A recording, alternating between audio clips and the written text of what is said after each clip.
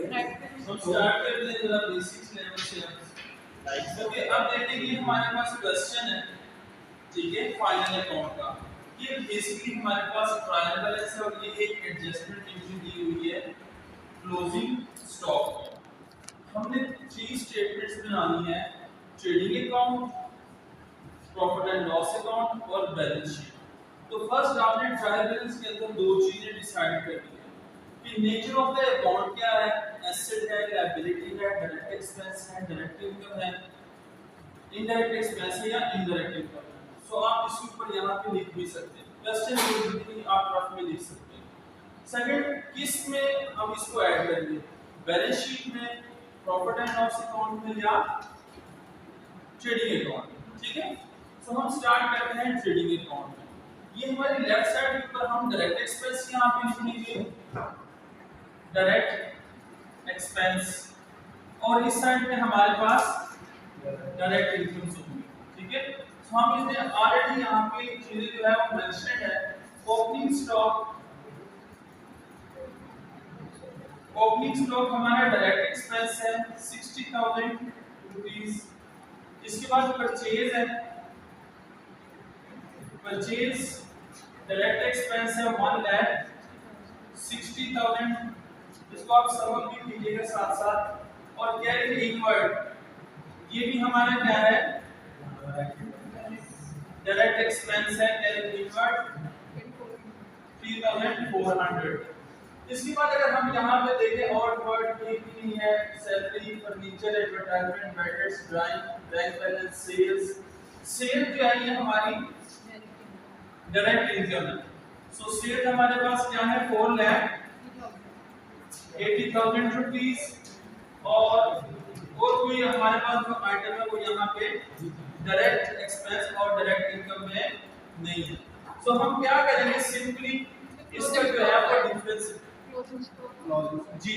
अब यहाँ पे ये हमारे पास जो है ये ट्रायल बैलेंस से ये हमारे बाहर है क्लोजिंग स्टॉक, ये एडजस्टमेंट एंट्री है।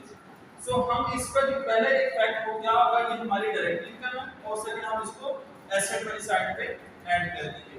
सो क्लोजिंग स्टॉक हमारे पास है 90,000। अब हम देखेंगे कौन सी साइड जो है वो लार्जर है, हैवियर, ठीक है। सो इसको ऐड करें, कितना आता है बैलेंस सर 570,000 और इस साइड पे भी 5,70,000। ये आप मैंने क्यों लिखा, ये वाली साइड हैवियर है तो ये वाली साइड भी सेम होनी चाहिए। मैंने पहले इसलिए लिख दिया कि आप इसको हम कहते हैं बैलेंसिंग, ये हमने बैलेंसिंग करते हैं। बच्चे जो हैं वो इसको लिख देते हैं, बाद में इसको रिमूव करते हैं, ठीक है। अब इसका डिफरेंस लें, तो डिफरेंस कितना, ये वाली साइड इनकम वाली side heavier than direct expense वाली साइड से। सो ये हमारे पास आ जाएगा क्या, ग्रॉस प्रॉफिट कितना, 346,600 3,46,600। सो ये हमारे पास जो है ये ग्रॉस प्रॉफिट आ गया। अब जब हम इसको फर्स्ट के ऊपर ट्रेडिंग अकाउंट में हम इसको मूव करेंगे प्रॉफिट एंड लॉस में, तो ये हमारे पास इस साइड पे आ जाएगा क्योंकि ये इनकम साइड का बैलेंस है, डायरेक्ट इनकम का। तो हम यहाँ पे लिखेंगे ग्रॉस प्रॉफिट और ये ट्रांसफर्ड, ये हमने ट्रांसफर किया ट्रेडिंग अकाउंट से, कितना है 3,46,600। अब ये हम यहाँ पे जो है वो फाइंड करेंगे इनडायरेक्ट एक्सपेंसेस और इनडायरेक्ट इनकम्स यहाँ पे। तो यहाँ पे आप फर्स्ट के ऊपर देखते हैं कैरिज ओवरवर्ड, ठीक है। जरा बताइएगा क्या क्या चीज इसमें आ रही है, कितना carriage outward sir 5,000 salaries 24,000 advertisement 5,000 5,000 bad debt bad debts 1,800 1800, ठीक है। इसके बाद drawing, rentals, sale, income receive हमारी इनडायरेक्ट इनकम है। सो यहाँ इंटरेस्ट रिसीव्ड है 2000 इंटरेस्ट रिसीव हमारी इनडायरेक्ट इनकम है कितनी है 2000 2000 और इसके बाद हमारे पास होती है Gross. चीज प्रॉफिट एंड लॉस अकाउंट में नहीं। सो सिंपली आप क्या करेंगे ये वाली साइड है हियर ठीक है इसकी अमाउंट ज्यादा है तो हम यहाँ पे जो है वो लिख देंगे कितना आएगा हमारे पास ये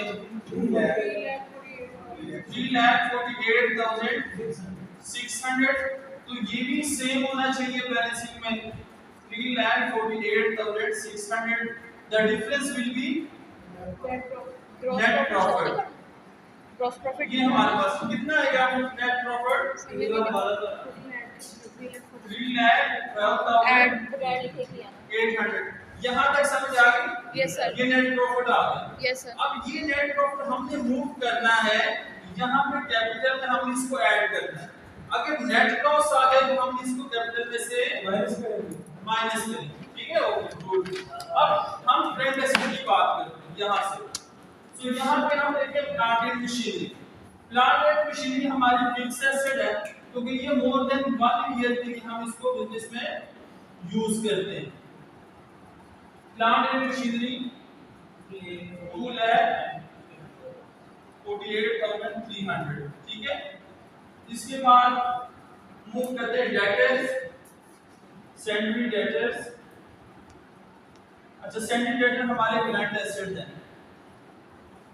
करंट एसेट क्योंकि हम विद इन 1 ईयर के लिए ऑर्गेनाइजेशंस के अंदर और बिजनेस के अंदर हम उसको यूज करते हैं कितनी अमाउंट है 1 लाख सेकंड डेटर्स के बाद फर्नीचर हमारा फिक्स एसेट है मोर देन 1 ईयर के लिए हम इसको यूज करते हैं अपने बिजनेस के लिए कितनी अमाउंट है जरा बताएं 36,000 इसके बाद furniture advertisement credits drawing bank balance ये ड्राइंग को हम कैपिटल में से लेस करेंगे ठीक है बैंक बैलेंस हमारा असल में ये लिक्विड एसेट है लेकिन हम यहाँ पे लिख रहे हैं बैंक बैलेंस करंट एसेट और ये 20,000 रुपीस इसके बाद अगर यहाँ पे आप देखें तो sale interest receive creditor send creditors हमारे पास क्या है करंट लायबिलिटी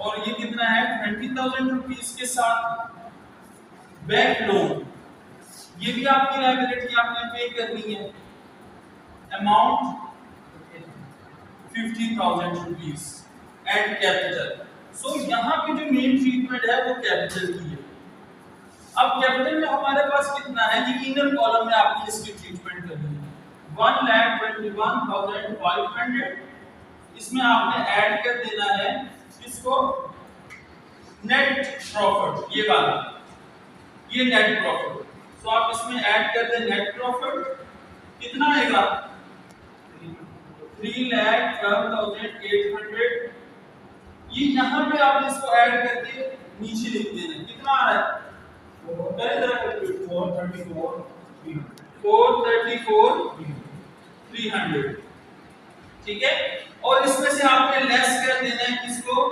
ड्राइंग को ये ड्राइंग्स ठीक है तो ड्राइंग को हमने लेस किया तो ये आपके पास कितना आ गया ड्राइंग की अमाउंट कितनी है 10,000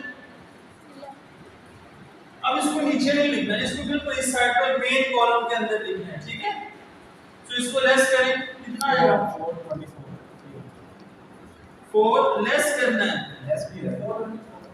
424,300 ठीक है कोई चीज रिमेनिंग तो नहीं है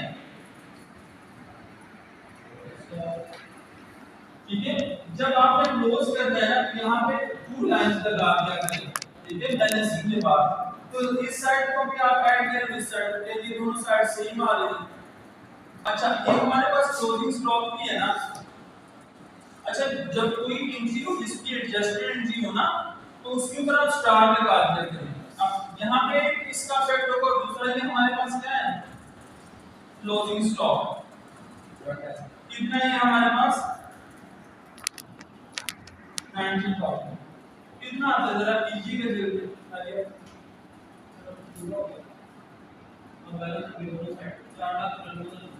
कितना है 4 लाख 94,200 300 4,94,300। तो यहाँ पे भी सेम आ रहा है और यहाँ पे भी सेम आ रहा है। तो बैलेंस शीट में जो सबसे इम्पोर्टेंट चीज है ना और सबसे हमारे लिए सबसे इजी होता है वो ये कि आपको एंड के ऊपर पता चल जाता है कि आपका जो आंसर है वो सेम आ रहा है। जिस तरह हमने जनरल लेजर ट्रायंगल्स किया ना, तो ट्रायंगल्स में हमें पता चल जाता है मैथमेटिकल एक्यूरेसी से कि आपका डेबिट इक्वल होता है क्रेडिट के। तो इसी तरीके से जब आप प्रॉपर वे से तमाम एडजस्टमेंट को चीजों को लिख रहे होते हैं डायरेक्ट इनडायरेक्ट अनसर्टेनिटी, तो एंड के ऊपर आपका जो बैलेंस होगा वो भी इक्वल ही आएगा। ठीक है।